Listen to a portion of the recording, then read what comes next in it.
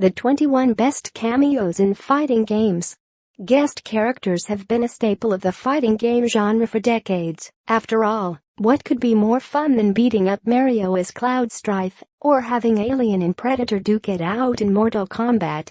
And with Final Fantasy's Noctis invading Tekken 7 and the Teenage Mutant Ninja Turtles about to do battle in Injustice 2, today's best brawlers continue to deliver crossovers that previously only existed in our own personal fanfiction. To celebrate this wonderfully weird trend, here are the 21 best guest characters that have graced our favorite fighters over the years. Credit Tecmo. I'm not sure if anyone was really dying to pit the casts of Street Fighter and Tekken against the protagonist of the first two infamous games, but here he is anyway.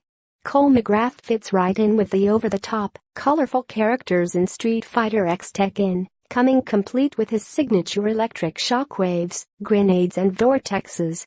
Granted, Infamous is a PlayStation-exclusive franchise, meaning you'll need to invest in either the PS3 or PS Vita version of the game if you want to add Cole to your roster.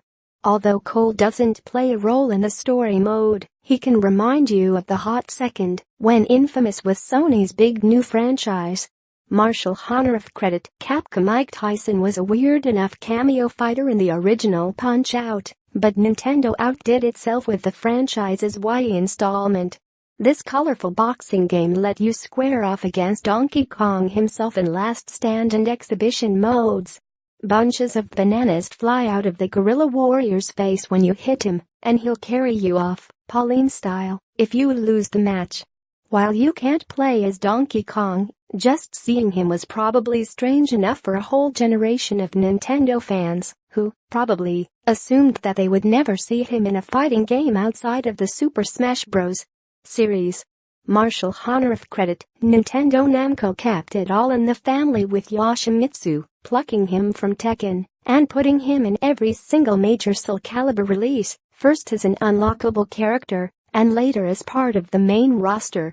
His timeline is all over the place, since there's more than one person to hold Yoshimitsu's mantle in both franchises. But in either franchise you get his wacky personality and acrobatic samurai attacks. Andrew E. Friedman. Credit Namco. There are plenty of ways to humiliate your opponent in Tekken 3, but few are more satisfying than farting on them with a tiny orange dinosaur. Gon, star of an old Japanese manga, made a guest appearance in Namco's seminal PlayStation fighter, and we'll never get tired of watching him beat down the game's roster of deadly robots, lethal assassins and beefy, shirtless martial artists. His inclusion helped establish Tekken as a franchise that never takes itself too seriously and set the stage for the slew of guest characters that would invade Tekken 7. Mike Andronico. Credit Namco. Sadly, Sega's Virtua Fighter series hasn't gotten a new installment since 2012, but it at least gets to live on through Dead or Alive 5. Tecmo's frenetic 3D brawler features Virtua Fighters Akira Yuki, Pai Chan and the brother-sister duo of Sarah and Jackie Bryant, all of whom feel faithful to their original incarnations while embracing the more over-the-top nature of Doa. These fighters also opened the floodgates for the King of Fighters Mai Shiranui to eventually enter the mix, turning Dead or Alive 5 into a pretty cool showcase of some of the genre's best stars. Mike Andronico. Credit Tecmo. Injustice Gods Among Us takes place in an alternate DC universe, so perhaps it's not that odd that Mortal Kombat icon Scorpion somehow entered the mix. But instead of simply copying and pasting the fiery hellspin from its Mortal Kombat games, NetherRealm Studios worked with famed DC artist Jim Lee to create a distinct version of Scorpion that fit right into the developer's comic book dystopia. On top of being a fun addition in his own right, Scorpion laid the groundwork for NetherRealm to go even further and add Sub-Zero and Raiden to Injustice 2. Credit Warner Bros.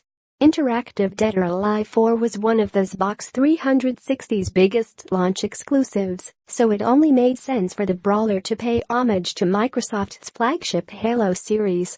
Donning green armor that looks identical to that of Halo's Master Chief, and with no shortage of heavy-hitting attacks, Spartan 458 is actually an original character that goes by the name of Nicole. On top of gracefully bringing Halo into the world of fighting games, Nicole's debut marks one of the first times we got to see a badass female Spartan in action. Mike Andronico,